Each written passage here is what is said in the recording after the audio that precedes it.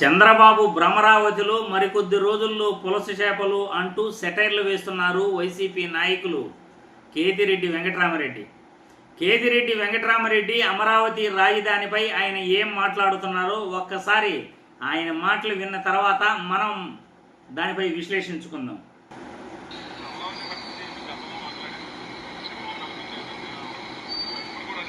డెఫినెట్గా మీ గోదావరి నది ఏ విధంగా ఉందో అది పొంగి పొర్లుతోంది అక్కడ అమరావతిలో. మీకు మాత్రమే సొంతమవుతుంది అనుకున్న దాన్ని ఏమి చేపలు అంటారయ్యా, పులస.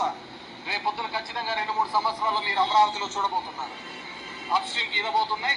అదే పులసల్లో మీకు అమరావతి దాంట్లో మీకు పట్టించి మీ అందరికి ఇవ్వబోతున్నాయి.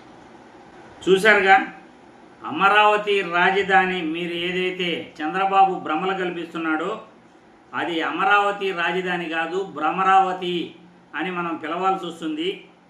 అక్కడ మరికొద్ది రోజుల్లో చేపలు పట్టాల్సి వస్తుంది.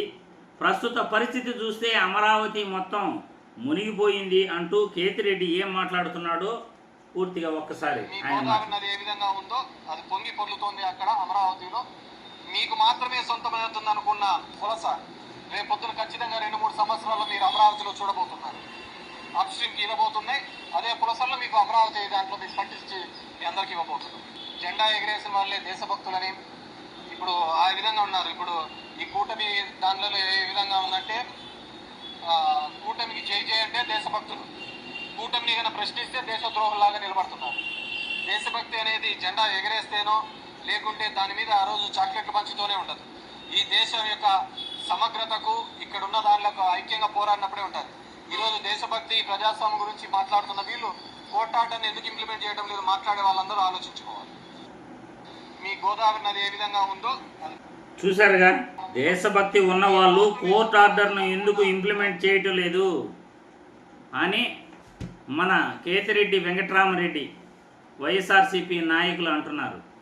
ఏదైతే మనం మొదటి నుండి చెప్తున్నామో, రాష్ట్రంలో ప్రముఖ నగరాలను విశాఖపట్నం, రాజమండ్రి, విజయవాడ, గుంటూరు, తర్వాత తిరుపతి, నెల్లూరు, కర్నూలు ఇలాంటి ప్రధాన నగరాలు రాష్ట్రానికి పుష్కలంగా ఉన్నాయి. ప్రధాన కోస్తా తీరం ఉంది.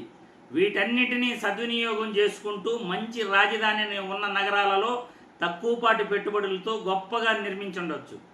కానీ చంద్రబాబు కేంద్రం నియమించిన శివరామకృష్ణన్ కమిటీని కాదని ఆయన అమరావతి రాజధాని అంటూ ఆయన సెలెక్ట్ చేసుకుని ఈరోజు అమరావతి రాజధాని పరిస్థితి ఏమిటంటే 6 నెలలు నీళ్లు తోడితే 6 గంటల్లో ఆ వర్షంతో పూర్తిగా అమరావతి మునిగిపోయే పరిస్థితి.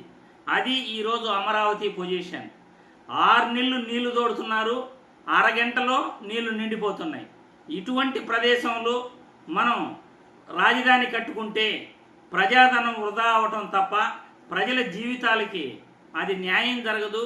ప్రజల జీవితాలని సముద్రంలో ముంచేసినట్లే అవుతుందని ఈ వీడియో ద్వారా రాజకీయ మేధావులే కాదు, రాజకీయ నాయకులు, ప్రతి విశ్లేషకుడు కూడా చెప్తున్న మాట వాస్తవం. అమరావతి అనేది రాజధాని ప్రాంతంగా సరిపోదు. అమరావతి ప్రాంతం నివాసయోగ్యం కాదు. అమరావతి ప్రాంతం కొద్దిపాటి వర్షాలకే అది మునిగిపోతుంది. ఇది చంద్రబాబు ఈరోజు ప్రజలందరినీ కూడా అమరావతి రాజధాని ముసుగులో భ్రమల్లో ముంచేస్తున్నాడు.